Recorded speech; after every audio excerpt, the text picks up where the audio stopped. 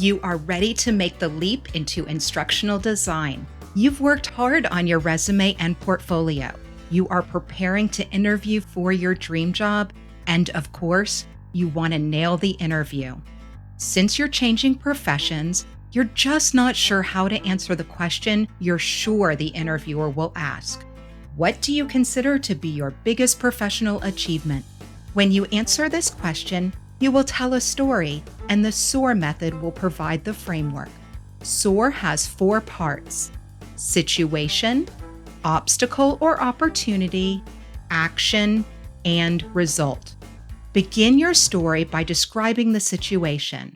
This sets the scene and gives context for the rest of the story. This is where you create interest for your listeners.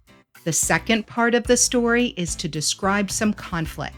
This represents the obstacle to overcome or the opportunity to take advantage of. These both represent the same story element. They describe the thing that forces us to take action.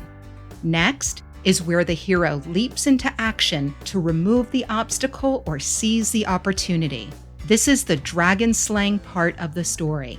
The results are as important to the story as they were to the original situation.